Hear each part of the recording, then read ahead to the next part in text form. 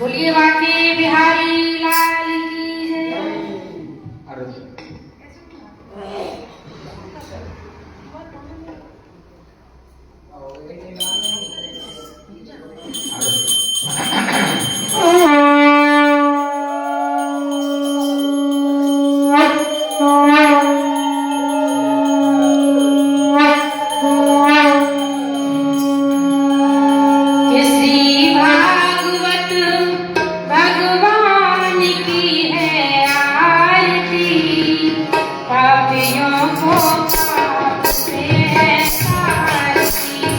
जय।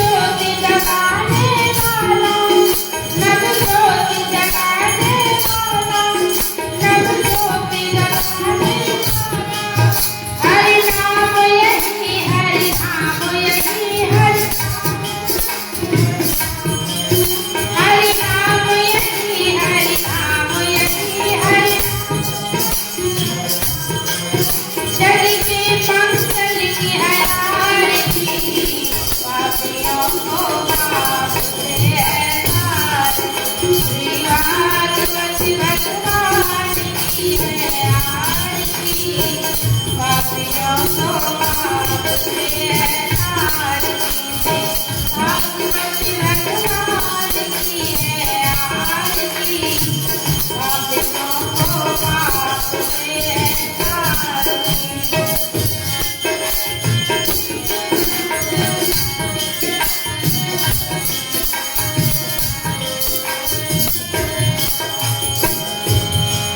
ये शांति गीत पावन पुनीत पापों को मिटाने वाला,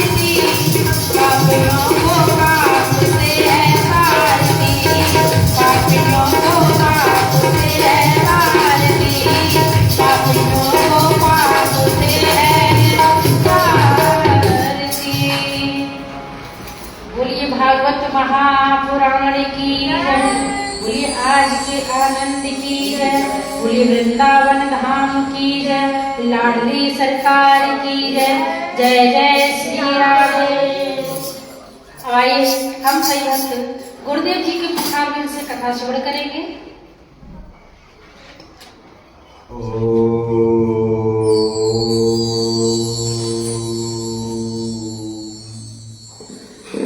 अखण्डमण्डलाकारं व्याप्तं येन चराचरं तत्पदं दर्शितं येन तस्मै श्रीगुरवे नमः। नारायणं नमस्कृत्य नरं चैव नरोत्तमं देवीं सरस्वतीं व्यासं ततो जयमुदीरये। यं प्रव्रजन्तमनुपेतमपेतकृत्यं दैपायन विरह कातरया जुहाव पुत्रेति तन्मयतया तरवयविनेदु त्वं सर्वभूतहृदयं मुनिमानतस्मि। हरेर्नाम हरेर्नाम हरेर्नामैव केवलम् करो नस्तेव नस्तेव नस्तेव गतिरन्यथा। हरे कृष्ण कृष्ण कृष्ण हरे हरे, हरे राम राम राम हरे हरे। प्रारंभ में श्री गुरु चरण कमलों का वंदना करते हुए उनका आशीर्वाद प्रार्थना करता हूँ। सभी भक्तजन, विद्वज्जन, वैष्णवजन, अमर कथा के श्रोता भक्त सारे भारतवर्ष में विदेशों में भी फैले हुए हैं, जिनसे हमारा सबका संबंध है, सबको मैं हार्दिक अभिवादन करता हूं और भागवत कथा में सम्मिलित होने का निमंत्रण देता हूं। कथा में सम्मिलित हो जाइए। काल आप सुन रहे थे कि वासुदेव कथा प्रश्न पुंसां स्त्रीन पुनाति। भगवान के जो कथा है वो सबको पवित्र करती है। संसार में ऐसा कोई प्राणी नहीं जो भागवत कथा भक्तानाम चरितम यत्र गीयते, ये भागवत किसे कहते हैं? इसमें भगवान की कथा नहीं है, इसमें भक्तों की कथा। भक्तों की कथा कहने के लिए भगवान की कथा साथ में क्यों?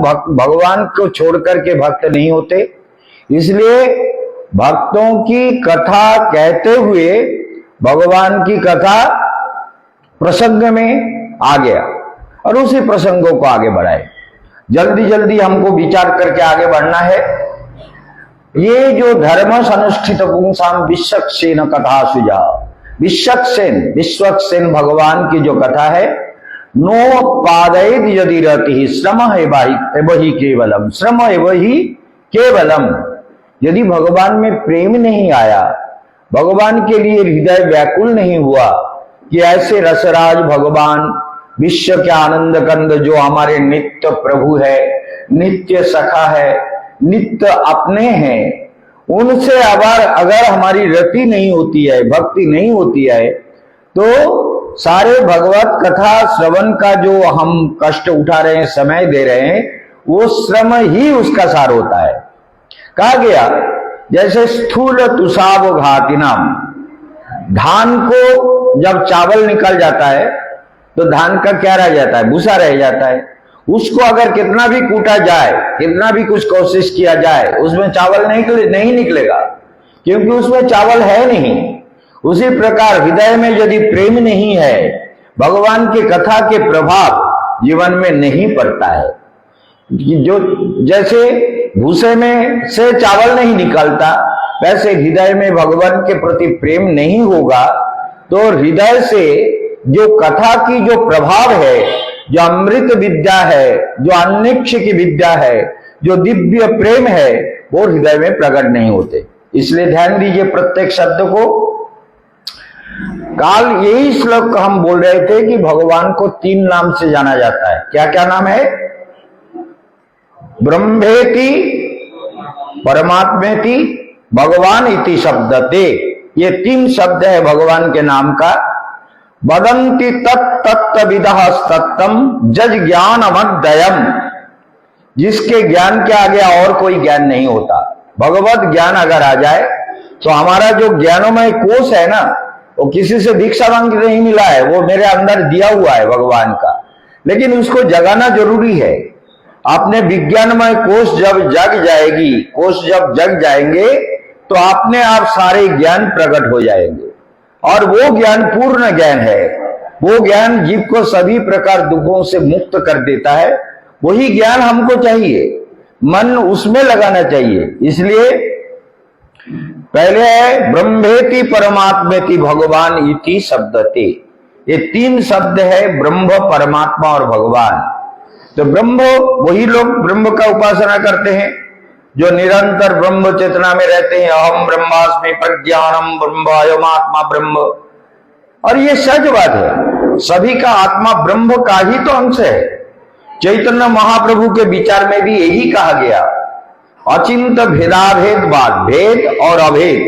जीव के साथ भगवान का भेद भी है और अभेद भी है, क्योंकि भगवान चैतन्य स्वरूप है, आनंद स्वरूप है, रसघन स्वरूप है। उसी प्रकार ध्यान दीजिए, उसी प्रकार जो संसार के लोग हैं, ध्यान पूर्वक सुनना है, संसार के जितने भी लोग हैं उनको भी ये ज्ञान, वैराग्य और भक्ति प्राप्त करने के लिए निरंतर अभ्यास करते रहना चाहिए। सुबह से उठ करके रात को जब नींद खुल जाए, जितने सुबह नींद खुल जाए उतने सुबह सुबह प्राणायाम करो। प्राणायाम से प्राण को भगवान के साथ जोड़ो, एकदम जोड़ते रहो। जैसे हम लोगों का जितने बजे भी हम उठ जाते हैं, हम लेटे लेटे कभी शरीर नहीं साथ देता है, कभी कभी ऐसा होता है। आज भी हुआ, शुगर फल कर गया, 72 में नीचे उतर गया। तो शुगर फल करने से क्या हुआ कि शरीर में कुछ अवसन्नता पैदा हुई। फिर भी हम प्राणायाम नहीं छोड़े, ध्यान नहीं छोड़े, आसन नहीं छोड़े, वो सब कुछ करते रहे। करते करते फिर धीरे धीरे उठ करके देखा कि हमको ये शुगर का थोड़ा सा कोई उपाय कर लेना चाहिए, उसको भी किया। करने के बाद स्नान करके तैयार होके आ गए। दूसरा कोई होता तो कुछ और सोचते, लेकिन आप सोचते हैं कि भगवान का कथा तो सुनाना ही है सबको। जो सुने वो भाग्यशाली है, जो नहीं सुनता है उसका जीवन उसी प्रकार का होता है। इसलिए ध्यान दीजिए विचारों को। इसमें आचार्य कहते हैं, सुखदेव सूत गोस्वामी का कथा सुन रहे हैं। सूत गोस्वामी नैमिषारण्य में कह रहे हैं, वदन्ति तत्तत्विदः तत्तम जज ज्ञानमद्वयम्, जिनका ज्ञान प्राप्त करने के बाद कुछ भी जानने का अवशिष्ट नहीं रह जाता, वही अद्वय ज्ञान तत्व भगवान है। चैतन्य चरितामृत में कहा गया, अद्वय ज्ञान तत्व ब्रजे ब्रजेंद्र नंदन, काम बीज काम मंत्र काम बीज जार उपासन। अद्वय ज्ञान माने अद्वितीय ज्ञान, दूसरा कोई ज्ञान नहीं है। तो वो अद्वितीय ज्ञान स्वरूप ब्रजेंद्र नंदन कृष्ण, यशोदा दुलाल कृष्ण, वो ब्रज के आनंद कंद कृष्ण, उनका ज्ञान अगर हमारे अंदर, क्योंकि ज्ञान हमारे अंदर है, उसको जगाना है। भगवान ने दिया हुआ है, शरीर में सब कुछ दिया हुआ है, उसको शरीर ही सबसे बड़ा मंदिर है। और इस मंदिर में सबसे पहली बात कि इस शरीर रूपी मंदिर में सभी प्रकार का जो भी भगवान के लिए चाहिए सब कुछ दिया हुआ है। इसलिए प्रेम से केवल अपने अंदर झांकने का जरूरत है। इसलिए कहते हैं ब्रह्मेति, ब्रह्म का ज्ञान तो वो उन्हीं लोगों को होगा जो निरंतर ब्रह्म चिंतन में रहता है। लेकिन ब्रह्म, देखिए हमारे गुरुजी भी ऑल ओवर वर्ल्ड में धर्म का प्रचार किया और उन्होंने कहा कि Shankaracharya is the founder of Indian philosophy. Indian philosophy के फाउंडर है शंकराचार्य, अर्थात सारे दर्शनों का फाउंडर, संस्थापक है। इसलिए शंकराचार्य कहते हो अहम ब्रह्मास्मि, तो तुम भी कह सकते हो मैं ब्रह्म हूं। तत्त्वमसि मैं वही तत्व हूं। देखिए, आरुणी श्वेतकेतु के प्रकरण में उपनिषद में यही कहा गया। आरुणी बहुत बड़े विद्वान ब्राह्मण थे और उनका पुत्र श्वेतकेतु था, बहुत ही चंचल और बदमाश लड़का निकला। वो किसी के बाप पिता कहता था पढ़ो, वो पढ़ने में मन नहीं लगाता था, वो भजन में मन नहीं लगाता था, वो ज्ञान प्राप्त करने में, वेद अध्ययन में, उपनिषद के अध्ययन में, उसमें मन नहीं लगाता था। उपनिषद की कथा सुन रहे हैं। तो श्वेतकेतु ने क्या किया, आरुणी ने कहा कि तुम मूर्ख है, तुम निकलो, घर से निकाल जाओ।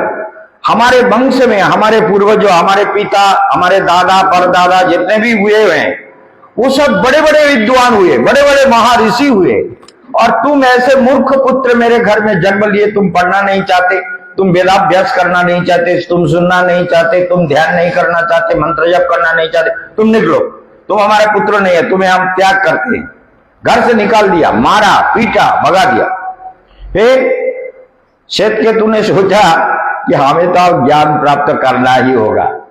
ये संसार में ये भी ज्योतिष चक्र का विशेषता है। ज्योतिष चक्र यही कहता है, सोच लीजिए, कभी कभी बच्चा का अगर राहु के महादशा में जन्म हो गया और शनि का अंतरदशा आ गया उसके पढ़ाई लिखाई के काल में, तो शुरू में उसके साधना में मतलब लिखाई पढ़ाई में मन नहीं लगता।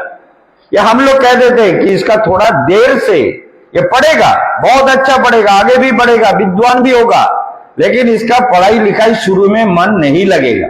या हम लोग विचार करके बता देते हैं, ऋषियों ने ही कह दिया है। तो इसलिए पुत्र को फिर आरुणी ने क्यों भगा दिया? क्योंकि आरुणी को मालूम है कि इस लड़के को भगाएंगे नहीं तो इसका कल्याण नहीं होगा। ऋषि को मालूम है, ऋषि को सब कुछ मालूम है, इसलिए इसको भगाना जरूरी है। आज के लड़के को भगा दोगे तो कहीं जाके कुछ और बद संग में वो मिल जाएगा। लेकिन श्वेतकेतु जाकर के एक ऋषि के चरण में पहुंच गया कि मुझे विद्याभ्यास करना है, और मन प्राण सब कुछ लगा के इतने पढ़े, इतना विद्वता प्राप्त किया, इतने शास्त्र ज्ञान, वेद वेदांत उपनिषद के सारे शास्त्रों का वहां ज्ञान प्राप्त किया एकाग्रता के साथ। और इतना ज्ञान प्राप्त किया, श्वेतकेतु को अहंकार हो गया कि मुझसे बड़ा ज्ञानी आप कोई नहीं है। श्वेतकेतु बोला कि मुझसे बड़ा ज्ञानी कोई नहीं है, मैं सबसे बड़ा ज्ञानी हूं। पिताजी के पास आया, पिताजी ने देखा कि पुत्र बहुत ही शास्त्र ज्ञान प्राप्त किए हुए हैं। बोले पिताजी मुझसे बड़ा ज्ञानी कोई नहीं है। पिताजी बोले बेटा ऐसा नहीं है, विद्या विनयम ददाति, विद्या से विनय आती है, तो विनय नम्र भद्र होना चाहिए। तुम इस तरह से अहंकार क्यों करते हो? अहंकार करना उचित नहीं है। तो बोले नहीं, हमसे बड़ा विद्वान कोई नहीं। मैंने मन लगा के जी जान से सारे पढ़ाई में ध्यान लगा दिया और इतने शास्त्रों का अध्ययन किया, सारे वेदों का कंठस्थ किया, उपनिषदों का और पुराणों का, सबका बहुत ज्ञान प्राप्त किया। तो बोले बेटा एक बात बताओ, तुम्हारा ज्ञान तो बहुत है, मैंने भी ज्ञान प्राप्त किए, मेरे पिताजी भी और भी सब। तो एक काम करो, एक भगोने में पानी ले आया, लाके उसमें नमक डाल दिया, नमक डाल के उसको ऐसे घोल दिया। देखिए बोला कि इसमें नमक कहाँ है? ये जो नमक मैंने पानी में डाला ये कहाँ है, कहाँ गया? तो श्वेतकेतु बोले नमक को दिखाओ।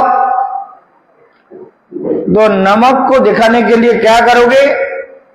बोले पिताजी नमक कैसे दिखेगा, वो तो पानी में घुल गया। बोले पानी में तो नमक है ना, पानी में नमक है, हमने उसमें डाला, वो कहीं गया तो नहीं है, बाहर तो फेंका नहीं है, पानी में ही फेंका। तो पानी में जब नमक फेंक दिया, नमक डाल दिया, तो नमक कहां गया? तो श्वेतकेतु इस बात को सोचना, बोले पिताजी नमक है। बोले है तो दिखाओ। बोले दिखेगा नहीं, इसको जलाना पड़ेगा। इसको उबलते जब सारा पानी खत्म हो जाएगा, बाद में नमक दिख जाएगा। बोले इसी प्रकार जीवन में तुम्हारा जो उबलने का जरूरत था वो तुमने उबाला नहीं है, इसीलिए तुम्हारे अंदर जो ज्ञान है ना, वो ज्ञान तुमको दिखा नहीं, वो अंदर नमक को जैसे पानी में हमने घोल दिया तो नमक नहीं दिख रहा है, उसी तरह से तुम्हारा भी यही हुआ जो ज्ञान को प्राप्त किए वो अंदर घुल गया, उससे कुछ नहीं मिल रहा है। इसलिए बेटा ये तुम पहले जला जला के जब नमक को निकालना सीखोगे, उसी प्रकार जीवन में प्रैक्टिकल करते करते सारे शास्त्रों का अध्ययन जो किया उसको जीवन में प्रयोग करते करते सारे सत्य जब प्रकट होंगे तभी तुम्हारा गया ज्ञान वास्तव ज्ञान कहलाएगा। समझ गए? वही ज्ञान है जब तुम उसको ठीक से अनुभव कर पाओगे। तो ज्ञान अनुभव के बिना ज्ञान अधूरा है। वैराग्य भगवान में अगर दृढ़ता से मन न लगे तो वैराग्य अधूरा है। भक्ति भगवान से भगवान के प्रति निष्काम प्रेम जब तक ना हो, उनके लिए हृदय व्याकुल ना हो, तो भक्ति भी अधूरा होता है। तो इसलिए कहते हैं अतः पुंसाम द्विज श्रेष्ठ वर्णाश्रम सनुष्ठित धर्म संसिद्ध ऋतोषणम। सारे शास्त्रों का एक ही बात है, भगवान श्री हरि को संतुष्ट करना और कुछ नहीं। संसिद्धि क्या है? हरि को प्रसन्न करना। हरि को अगर प्रसन्न नहीं कर पाए तो फिर वो हमारा जो ज्ञान है वो अपूर्ण रह गया। बहुत भी ज्ञान प्राप्त किया लेकिन तस्मादेकेन मनसा भगवान सत्ततां पति श्रोतव्य कीर्तितव्यस्य ध्येयः पूज्यस्य नित्यदा। तस्मादेकेन भगवान ध्यान दीजिए, सत्ततां पति, भगवान हमारे पति है। पत धातु का अर्थ है रक्षा, जो हमारा रक्षा करे वो पति है। जैसे हम लड़की को किसी के हाथ में दे देते हैं तो उसका पति उसका रक्षा करता है। पहले तो पिताजी के घर में थे, पिता रक्षा करते थे, माँ भाई सब लोग, लेकिन पति के हाथ में जब चला गया तो पति उसका रक्षा करते हैं, पति उसका रक्षा करते। तो भगवान क्या है? भगवान सबका पति है। ध्यान दीजिए, भगवान सबका पति, सत्ततां पति, सत्ततां पति, सभी प्राणियों का पति भगवान है, सत्ततां पति। ध्यान दीजिए बात को। तो पति माने रक्षक, हमारे रक्षक है भगवान। इस पर समर्पित भाव होना चाहिए कि भगवान ही हमारा रक्षक है, भगवान ही हमारा पति है, इसलिए उन पर हमारा समर्पण। इसलिए धर्म का काल आप सुन रहे थे, धर्म प्रज्जित कहितव, धर्म में कोई कपट का स्थान नहीं है। श्रृण्णतां सकथा कृष्ण पुण्य श्रवण कीर्तन हृदंतस्थ भद्राणि विधुनति श्री सदाम। श्रृण्णता माने सुनो, क्या बोले? कृष्ण कथा। कितना मधुर शब्द है, श्रृण्णतां सकथा कृष्ण, श्रृण्णतां सकथा कृष्ण पुण्य श्रवण कीर्तन हृदंतस्थय भद्राणि विधुनति सुहृद सदाम। फल क्या होगा? हृदय के अंदर जो अभद्र है, अमंगल है, अशुभ वृत्तियां है, वो सब विधुनोति, वो सब साफ कर देंगे। विधुनोति सुहृद सदाम, साधु वही है कृष्ण कथा सुनते सुनते जिसके हृदय से सारे मल निकाल गया। कथा ही हमको पवित्र कर देते हैं, कथा से ही हमारा जीवन सुंदर होता है। कथा में इतनी शक्ति होती है कि वो शक्ति हमारे सारे अमंगल को दूर करने में समर्थ रखता है। इसलिए श्रृण्णता, मन एकाग्र करके सुनो। सुनने से परीक्षित महाराज ने, देखिए यहां पर अगर हम व्याख्या करेंगे तो शुरू कर देते, परीक्षित महाराज को ले आते हैं, क्योंकि परीक्षित महाराज का प्रकरण ऐसा है कि परीक्षित महाराज के बारे में बार बार हम बोल रहे थे। परीक्षित महाराज का जन्म से पहले क्या हुआ? महाभारत का युद्ध प्रारंभ हुआ। राष्ट्रीय यज्ञ किया युधिष्ठिर महाराज ने, कृष्ण ने उसमें प्यार धोने का काम अपने हाथ में लिया कि सबका प्यार मैं धुलाऊंगा, सबका चरण पकड़ने का काम मेरा है, मैं करूंगा। और भोजन भीम कराएगा, क्योंकि भीम बहुत खाता है, इसलिए लोगों को ज्यादा से ज्यादा करके भोजन कराएगा। तो इसीलिए भीम को भोजन कराने का दायित्व दिया गया। सबको इस प्रकार का दायित्व देकर के यज्ञ संपन्न हुआ। लेकिन उसके बाद देखा गया कि ये इनके अंदर जो विद्वेष था, जो हिंसा कपटता थी कौरवों में, दुर्योधन में, वो सब बहुत ज्यादा था। इसलिए इनको इनका हृदय सहज में सब पवित्र नहीं होता।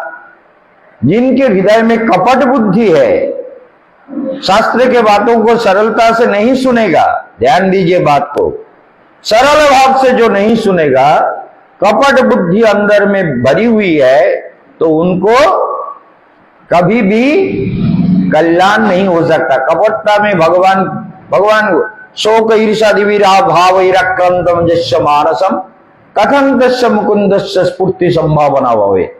शोक ईर्षा द्वेष हिंसा कपटता जिसके अंदर भरा हुआ है, भगवान वहां कहां प्रकट होंगे? भगवान प्रकट हो नहीं पाते हैं, वो जगह नहीं है, खाली जगह नहीं है। भगवान को प्रकट होने के लिए भी तो एक स्थान चाहिए ना। जैसे आप लोग आगे बैठे हुए हैं, जहां बैठे हुए हैं वहां कोई और बैठा हुआ तो दूसरा आके आपके ऊपर तो नहीं बैठ सकता, जहां जगह है वहां बैठेगा।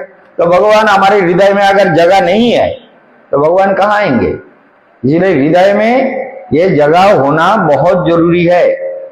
हृदय में जगह है भगवान के लिए तो भगवान आके बैठ जाएंगे। भगवान कहते हैं मेरे लिए जगह रखा है सुंदर सा, जैसे महाराज जी ने आके सिंहासन में बैठ करके कथा सुना रहे हैं, तो जगह है इसलिए हो रहा है। तो आप लोगों को भी निरंतर कोशिश करते रहना चाहिए कि हम भगवान की कथा को दिल से भगवान को बैठाल के सुने, भगवान के लिए व्याकुलता से सुने। तो इसलिए ये पांडवों के साथ कौरवों का जो युद्ध हुआ, आप जानते हैं भयंकर युद्ध हुआ। एक दिन ऐसी घटना हुई, भीम रोज जो गांधारी मां है, गांधारी मां के 10 पुत्र को प्रतिदिन के युद्ध में संहार कर रहा था। 10 पुत्र, गांधारी का 100 पुत्र था, एक लड़की थी। तो 9 दिन के युद्ध में 90 पुत्र को मार डाला और बहुत दुखी हुए गांधारी। युधिष्ठिर महाराज बहुत बड़े, क्या हुआ, रोज मेरा 10 पुत्र मर रहा है, क्या हो रहा है? फिर भीष्मदेव को जाके बहुत कुछ उल्टा सीधा बोला।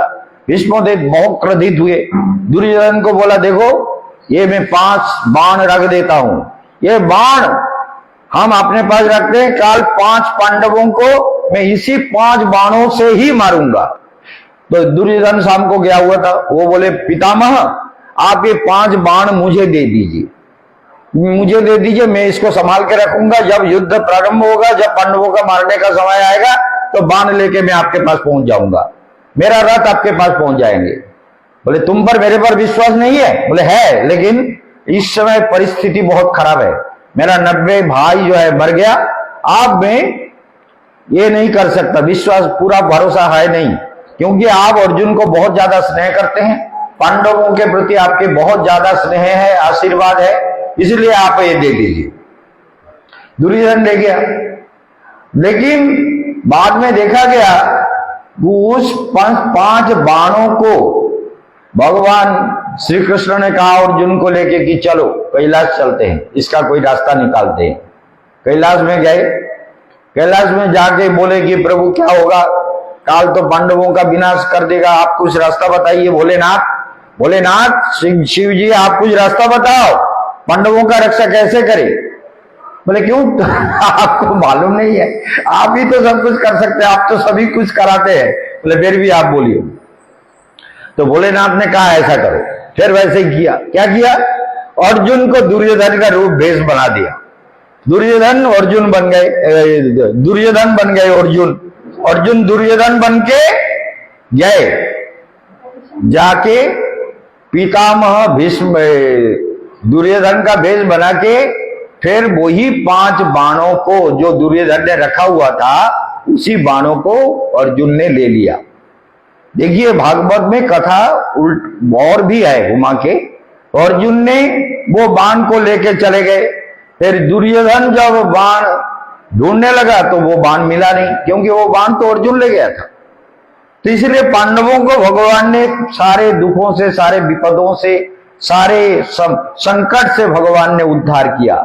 और उद्धार करने के बाद हम देखते हैं कि जब युद्ध का समाप्त होने वाला है, रोज फिर 10वें दिन में भीष्म पितामह सरसज्जा में शयन कर गए, क्योंकि बृहन्नला को सामने खड़ा करके भगवान कृष्ण ने युद्ध प्रारंभ किया। तो बृहन्नला नहीं, उसको शिखंडी को खड़ा, ये शिखंडी शब्द हम लोग बहुत बार कहते रहते हैं कि इसको शिखंडी बना दिया। शिखंडी मतलब जो पुरुष नहीं था, तो शिखंडी को सामने खड़ा कर दिया, और नारी भी नहीं था। तो इसलिए पितामह भीष्म ने कहा कि मैं स्त्री के ऊपर बाण नहीं चलाऊंगा।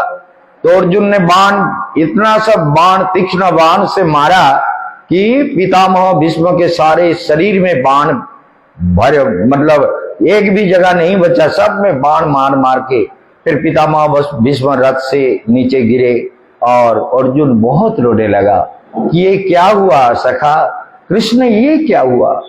पितामह भीष्म को इस तरह से हमने, अन्याय युद्ध हुआ। बोले अन्याय कुछ नहीं, ये कौरवों ने जो किया, कभी जहर दिया, कभी यतुगृह में आग लगा दिया, कभी तुम्हारे ऊपर कितने सारे अत्याचार किए।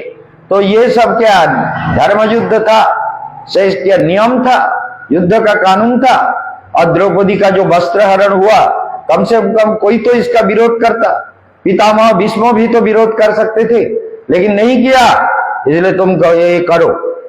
तीसरे भीष्म का सरसज्जा हुआ, और उसके बाद 17 दिन का युद्ध जब समाप्त हुआ, तो कौरवों के, दुर्योधन के 99 जो भाई थे सबको मार डाला, केवल दुर्योधन रह गया। और दुर्योधन रह जाने के बाद सारा युद्ध जब खत्म हो रहा था, उस समय हम देखते हैं क्या बात है, तो बहुत सी एकाग्रता से सुनिए। दुर्योधन जब रह गया, तो दुर्योधन के साथ भीम का गदा युद्ध होने वाला था। बोले भीम के साथ लड़ो, बोले तुम अकेले हो, जिसको चाहो उसके साथ लड़ो। तो दुर्योधन तो हमारे बलराम जी के शिष्य थे। बलदाऊ जी ने उनको इतना गदा युद्ध में पारंगत किया था कि उसके साथ गदा युद्ध में कोई नहीं लड़ सकता था। इसलिए गदा युद्ध में पारंगत दुर्योधन ने कहा कि कौन मुझसे लड़ेगा, भीम के अलावा कोई नहीं है, भीम से लड़ूंगा। तो भीम से लड़ना प्रारंभ हुआ। बिजली चली गई क्या?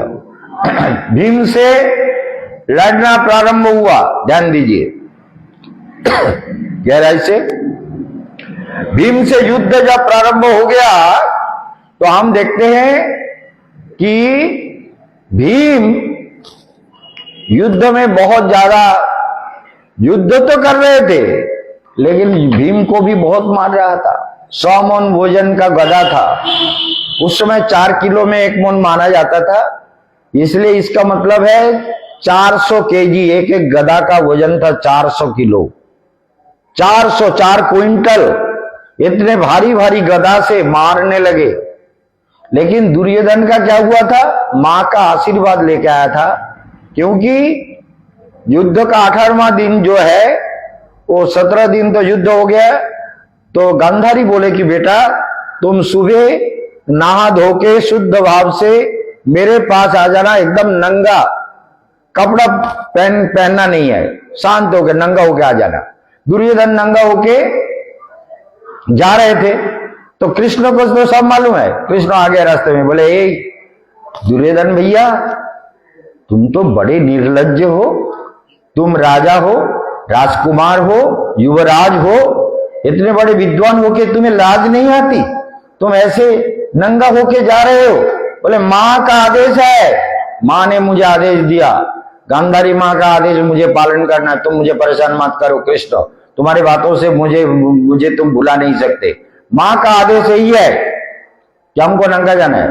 बोले नंगा जाना है, माँ का आदेश है, तब तो पालन करना चाहिए, नंगा जाओ। लेकिन एक बात है, ये बाबा जी लोग जैसे लंगोट पहनते हैं ना, लंगोटी पहनते हैं, कम से कम एक लंगोटी पहन लो। अरे सारे शरीर खुला रहेगा, एक लंगोटी कम से कम, तुम ऐसे बच्चा तो नहीं हो, छोटे बच्चा होता तो अलग बात थी, तो छोटे बच्चे नहीं हो इसलिए लंगोटी पहन लो। क्यों? बोले हैं लंगोटी पहन लेने से ठीक रहेगा, नहीं तो बहुत गड़बड़ होगा, लोग क्या कहेंगे कि एकदम नंगा लड़का चला गया। तो ये थोड़ा सा अपने पुरुष अंग को ढाक करके लंगोटी पहन करके जाओ। दुर्योधन गए तो मां गांधारी जो शादी के बाद से अपने आंख को बंद किया हुआ था, मनुष्य में शक्ति सब है, गांधारी में भी शक्ति है। गांधारी ने कभी अपने आंख के बंधन को नहीं खोला था, क्योंकि पति अंधे हैं, तो हमें भी अंधा जैसा ही रहना है, अंधा बन के ही रहना है। इसलिए गांधारी माता का ये हुआ कि वो कभी आंख खोल के किसी को देखा नहीं। बोले मेरे आंख में जितने शक्ति पंजीभूत हुआ है, जितनी सारी शक्तियां हैं, वो शक्ति मैं तुम्हें दे दूंगी और तुम्हारा शरीर वज्र समान हो जाएगा, तुमको कोई नहीं मार सकेगा। तो इसीलिए जब दुर्योधन आके बोला दरवाजा, बोले मां मैं आ गया, आप देखो आपने कहा था तो मैं आपके पास आ गया। बोले बेटा बिल्कुल तैयार होके आ गया? बोले तैयार होके आ गया। तो गांधारी आंख खोले, तो आंख खोल करके उसके सिर से पैर तक अपनी आंखों से शक्ति दिया। इतने शक्ति दुर्योधन को दिया गया, सारे शरीर वज्र के समान हो गए। तो भीम का जो गदा, सावन वजन का जो गदा है, वो गदा से मारता था जैसे हिमालय पहाड़ में मारा जा रहा है। कुछ नहीं हो रहा है, दुर्योधन हंस रहा है और भीम को मार रहा है। कृष्ण युद्ध तो वही होगा, गदाधारी के साथ गदाधारी का युद्ध होता है, करो युद्ध। सभी युद्ध करने लगे, भीम और दुर्योधन युद्ध करने लगे, सब देख रहे थे। कृष्ण को मालूम था कि भीम कितना भी मारे दुर्योधन का कुछ नहीं बिगाड़ सकता, इसलिए कृष्ण ने भीम को जाके कान में कहा कि यहां मारो, यहां मारो। क्यों? ये जगह जो है ना, ये जंघा जो उसने लंगोट पहना हुआ था, वो जगह में मां गांधारी का आंखों की दृष्टि नहीं गई, इसलिए वहां मारो। लेकिन गदा युद्ध का एक कानून है, नाभि के नीचे आप गदा मार नहीं सकते, नाभि से कोमर के नीचे गदा नहीं मार सकते। सिर में मारो, हाथ में मारो, पीठ में मारो, बुक में मारो, छाती में मारो, कहीं भी पेट में मारो, लेकिन नीचे मारने का गदा युद्ध में ऐसा नियम नहीं है। और दोनों भीम और दुर्योधन दोनों हमारे बलदाऊ जी का शिष्य है, इसलिए युद्ध कर रहे थे। लेकिन किसी ने कहा यहां मारो, यहां, तो भीम ने कहा यहां मारना होगा, ये तो नियम नहीं है। बोले नियम नहीं, मारो। तो दुर्योधन को याद आया कि कृष्ण ने कह दिया था कि इसका शरीर वज्र समान हो गया, यहीं मारोगे तो मरेगा, नहीं तो नहीं मरेगा, तुम परेशान हो जाओगे। तो भीम ने फिर गदा लेकर के एक जोर से मारा ऐसे अपने उनके कोमर में, तो एक ही मार से पैर टूट गया और दुर्योधन गिर गया। दुर्योधन गिर गए। दुर्योधन बहुत दुखी हुआ, बहुत अरे मैं तो मर गया। भीम ने मारा, बोला आप रहने दो, पड़ा रहने दो, ये अभी थोड़ा तड़प तड़प के मरे, इसको मैं ऐसे ही रहने दो। तो पैर तोड़ करके वहां छोड़ दिया। लेकिन जब युद्ध समाप्त हुआ, पांडव जीत गए, लेकिन संध्या हो गया, क्योंकि पहले दुर्योधन जो है ना द्वैपायन रथ में छुपे हुए थे, पानी के नीचे छुपे हुए थे, जल स्तंभन करके। इसी में बहुत सारा दिन चला गया, युद्ध समाप्त होते होते शाम हो गया। कृष्ण तो पंचों पांडवों को लेकर के द्वारका चले गए, लेकिन पांडवों का 5 पुत्र कुरुक्षेत्र के युद्ध में रह गए। तो इससे क्या हुआ, ये सारे पुत्र सो रहे थे, युद्ध समाप्त हो गया, अब कोई बचा नहीं। लेकिन बचे थे वो भाग गए थे, अश्वत्थामा और कृपाचार्य। ये दोनों, कृपाचार्य उनका कुल गुरु है, कुल का गुरु है कृपाचार्य। मतलब कृपाचार्य कृपी को दिया था, तो कृपाचार्य जो है पांडवों का, कौरवों का कुल गुरु माना जाता है, और द्रोणाचार्य को अस्त्र गुरु माना जाता है। तो इसलिए कृपाचार्यों को बोले कि कृपाचार्य चलो। अश्वत्थामा और कृपाचार्य दोनों मिलकर रणभूमि में गए, जहां दुर्योधन पड़ा हुआ था। कलश में जल ले गए, सोने के कलश में जल लेके गया। वहां तो खून की नदी बह रही थी। घोड़ा, हाथी, वीरों का शव, लाखों लोगों की मृत्यु और सारे प्रकार भयंकर युद्ध का परिणाम सामने दिख रहा था। सारे मरे हुए थे, सब दुखी थे और ना जाने कितने विलाप हो रहा था। कोई करा रहा था, कोई कुछ कर रहा था। अरे मैं तो कौन किसको देखे, कौन किसको देखेगा। लेकिन ये अश्वत्थामा और कृपाचार्य जब वहां पहुंचे, अश्वत्थामा ने कहा कि देखो दुर्योधन, तुम अभी जीवित हो, तुम्हें हम राजा बनाएंगे। बोले कैसे राजा बनाओगे, मेरे सारे भाई मर गए, सब लोग मर गए और सारा युद्ध से सेना सैनिक लोग सारे मर गए, हम कैसे राजा बन सकते। बोले कृपाचार्य गुरु है ना, ये मंत्र बोलेंगे और तुम्हारा यहाँ अभिषेक, और तुम हमको सेनापति के रूप में वरण करो। तुमने हमने सेनापति नहीं बनाया, हमारे पहले तो किसको बनाया, भीष्मदेव को। तो भीष्मदेव तो पूरे पांडवों के पक्षधर थे। वो पांडवों का कभी भी अहित नहीं चाहते थे। युद्ध तो उन्होंने किया, दोष नहीं लगाते हैं, लेकिन उनके दिल में पांडवों के लिए जो भाव था, जो प्रेम था, जो स्नेह था, जो आदर था, उसका कोई तुलना नहीं है। ऐसे स्थिति में तुमने उनको सेनापति बनाया, तो उन्होंने पक्षपात, उन्होंने तो पांडवों को मारने का कभी मन में सोचा भी नहीं। कभी कभी गुस्से में सोचा, लेकिन वो सब बदल दिए कृष्ण ने। कृष्ण मायावी है, छल कपट कृष्ण है। कृष्ण के बारे में बहुत गाली दे रहे थे, कृष्ण ही सबसे बड़ा शैतान है और इसीलिए ये सब किया। तो इसलिए ऐसा करो, उनको बैठा लो। तो हमारे इधर आके देखिए कि तुम यहां आके बैठो। किसको कह रहे हैं, दुर्योधन को। बोले थोड़ा खड़े हो जाओ और जल देके मुझे सेनापति पद में अभिषिक्त करो। और मंत्र गुरु कृपाचार्य पढ़ेंगे और मंत्र पढ़ के हमको सेनापति बना देंगे। तो उसके बाद देखो हम तुमको आज ही सारे पांडवों को रात में ही खत्म कर देंगे और युद्ध समाप्त नहीं हुआ, मैं अकेला सारे पांडवों को मार डालूंगा और तुम काल सुबह कौरव, ये जो पांडवों का राज्य है, ये इंद्र, ये जो भी कुछ है सब कुछ तुम्हारा है, तुम्हारा ही रहेगा। तो दुर्योधन ने कहा ठीक है, तुम कहते हो तो यही करते हैं, आप तो कोई बात नहीं, ये होगा ना। बोले होगा, जरूर होगा। तो अश्वत्थामा को सेनापति बना दिया और कृपाचार्य मंत्र बुद्ध करके जल से अभिषेक करके सेनापति को वरण कर लिया दुर्योधन ने। और अश्वत्थामा जाकर के उस रात को पांडवों के पुत्रों को निद्रित अवस्था में मारने का कोशिश करने लगा। तो देखा कि उनके जो शिविर का जो दरवाजा है उसमें कोई भयंकर आकृति खड्ग लेकर के वो खड़े हैं। तो अश्वत्थामा जब बाण मारने लगे तो वो निगलने लगे,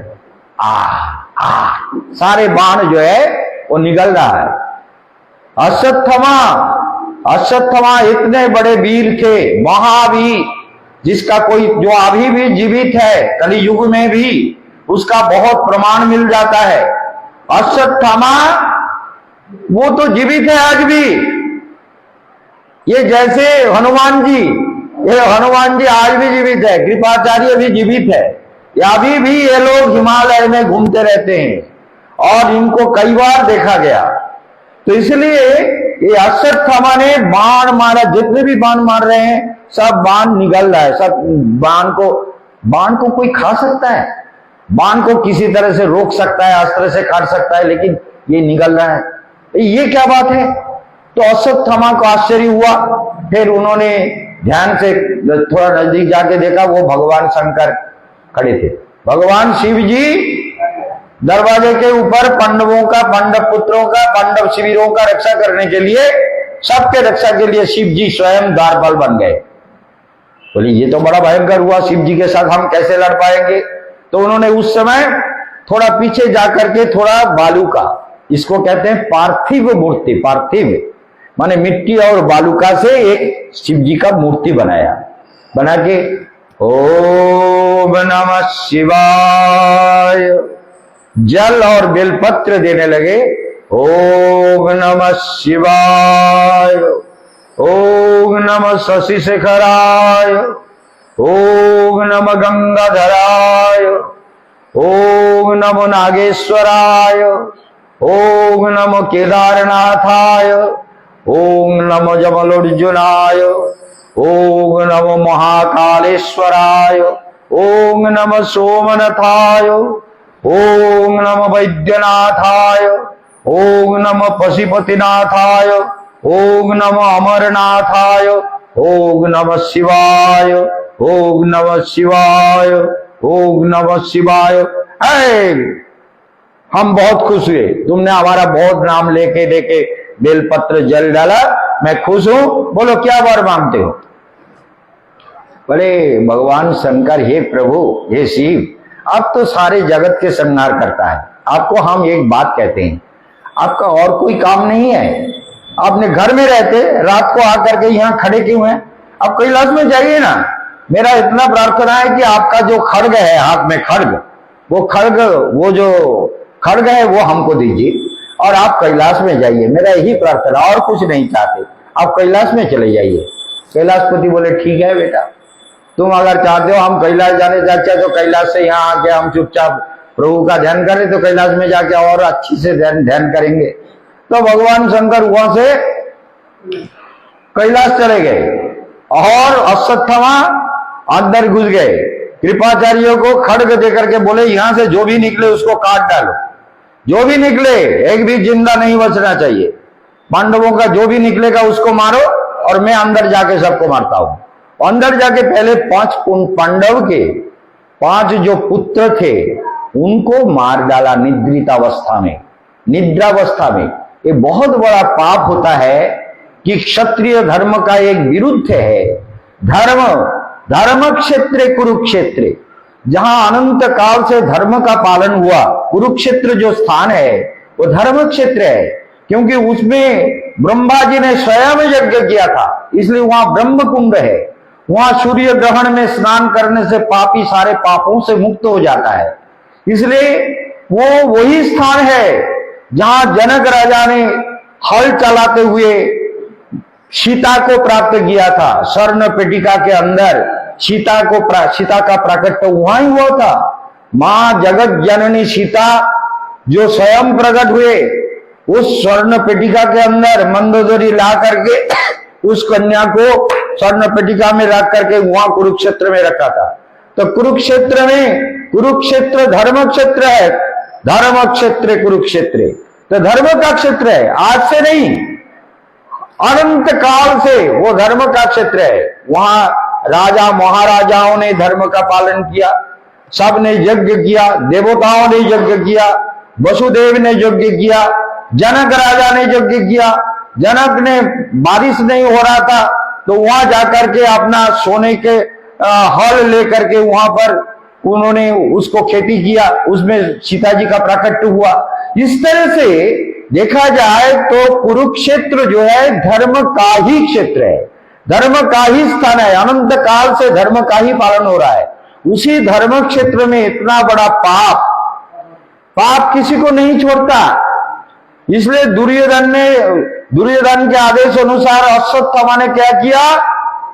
निद्रितावस्था में मारा। अरे उनको कम से कम जगह देते कि भैया युद्ध करो तुमसे, हम तुमको हम मारने आए हैं, लेकिन नहीं किया। निद्रितावस्था में बाण मार मार के सबको, और जो भाग रहा था सैन्य आदि उन सबको कृपाचार्य काट काट के फेंक दिए। इससे सबका संहार हुआ। फिर सुबह जब कृष्ण के रथ से पंच पांडव वहां आए कुरुक्षेत्र में, उन्होंने देखा कि ये तो बहुत बड़ा अनर्थ हो गया इतना, और अर्जुन को बहुत दुख हुआ। अर्जुन बोले इसका कारण कौन है, किसने मारा? द्रौपदी बहुत रो रही थी क्योंकि उनका 5 पुत्र मारा गया। गांधारी के 99 पुत्र मारे गए, केवल दुर्योधन जिंदा था, वो भी पूरा जिंदा नहीं था, टूटा हुआ पैर। तो ऐसे तो बहुत दुखी थे, बोले क्या होगा?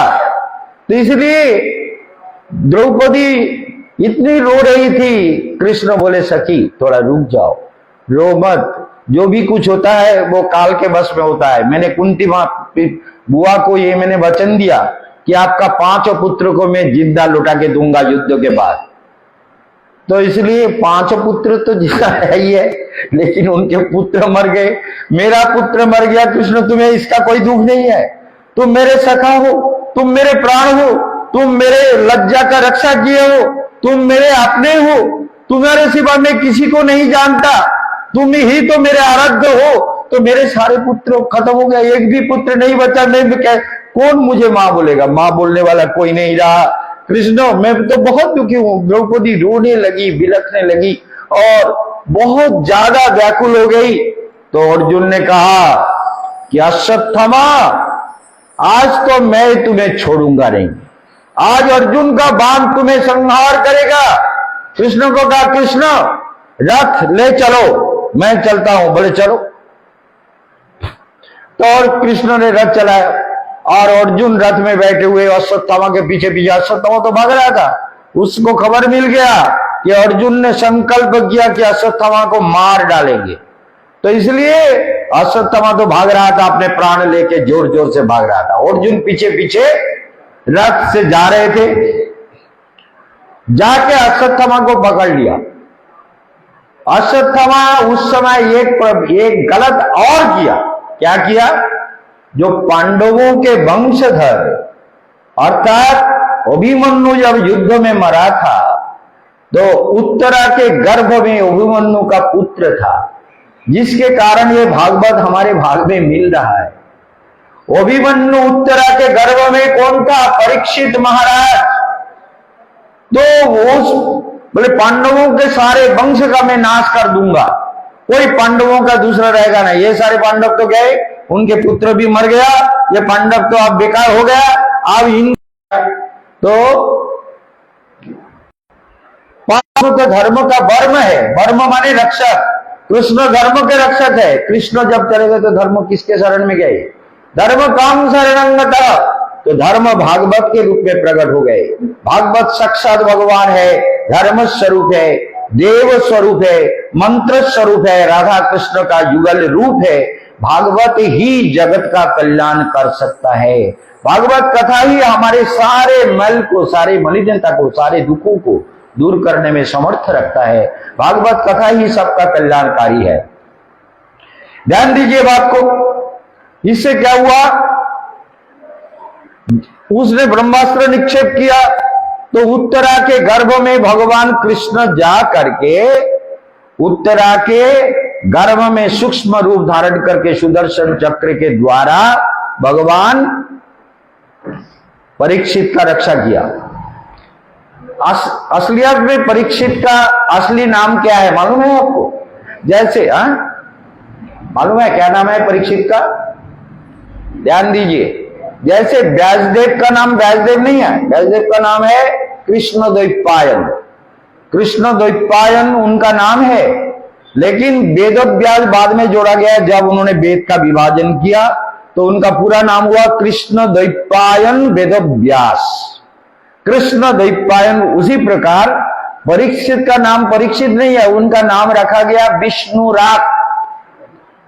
विष्णुरात परीक्षित का असली नाम है विष्णुरात। तो विष्णुरात को मां के गर्भ में रक्षा किया। रक्षा करने के बाद जब पुत्र भूमिष्ठ हुआ तो मां के गर्भ से कृष्ण को पहचान गए थे। हम लोग भी मां के गर्भ में भगवान को कभी देखा, भगवान को देखा लेकिन अनुभव नहीं हुआ। लेकिन परीक्षित पांडव के वंशधर थे, उन्होंने गर्भ में भगवान कृष्ण को पहचान लिया था। इसलिए जन्म लेने के बाद सबके तरफ रोया नहीं, जैसे रावण रोया नहीं। जन्म लेने का बाद रावण हंस रहा था, हंस रहा था भयंकर। उसी प्रकार ये जो परीक्षित ने जन्म लिया, ये बिल्कुल रोया नहीं, रोए भी ना, वो देख रहा था। बोले वो कहां है जो सुंदर मुखमंडल, श्यामल सुंदर, मधुर मनोहर, मयूर पुच्छधारी, दिव्य रूप, नव किशोर नटवर, नरलीला, दिव्य बपु, दिव्य कांति, ब्रज के गोपाल, यशोदा के झूलल, वो जिसको मेरे माँ के गर्भ में देखा था, वो कौन है? वो यहाँ नहीं है। जब सबके तरफ देख रहा है, वो यहाँ नहीं है, कहाँ है? वो कहाँ है? तो ऋषियों ने देखा, इसलिए कहा कि इसका नाम तो विष्णु रात, राशि के अनुसार विष्णु रात है। केशवानंद भी नाम देते हैं राशि के अनुसार, राशि के अनुसार, नक्षत्र के अनुसार और डेट के अनुसार। जो जन्म डेट होता है, अंक होता है, गणित जो न्यूमरोलॉजी कहते हैं, संख्या तत्व, संख्या तत्व और राशि को मिला करके जो नाम रखा जाता है, बच्चों के जीवन में अशुभ प्रभाव बहुत कम हो जाता है। तो इसलिए बोले इनका विष्णु रात नाम तो है, लेकिन ये जब सबको देख के परीक्षा कर रहा है तो इसका नाम रखा जाएगा परीक्षित, क्योंकि परीक्षा कर रहा था, सबका परीक्षा ले रहा था। वो कहां है? भगवान को हम भी, वो कहां है? मेरे अंदर ढूंढना है। परीक्षित इसका दृष्टांत है, परीक्षित इसका उदाहरण है। वो भगवान को देखने का कोशिश कर रहा है। हमको भी अंदर रात को सोते समय बोले मेरे अंदर भगवान कहाँ है? कभी ढूंढा है? ये केशवानंद रोज ढूंढते हैं, आपको भी ढूंढना है। भगवान कहीं दूर नहीं है, आपके अंदर बैठे हुए हैं, इसलिए रोज ढूंढो, प्रभु आप कहाँ हो? आप वृंदावन में तो हो, लेकिन मेरे वृंदावन, हृदय भी तो वृंदावन है, आपका ही लीलास्थल है, तो आप मेरे अंदर दर्शन दो।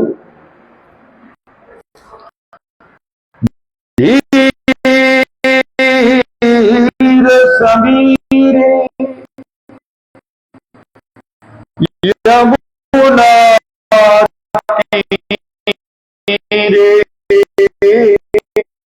जिनका नाम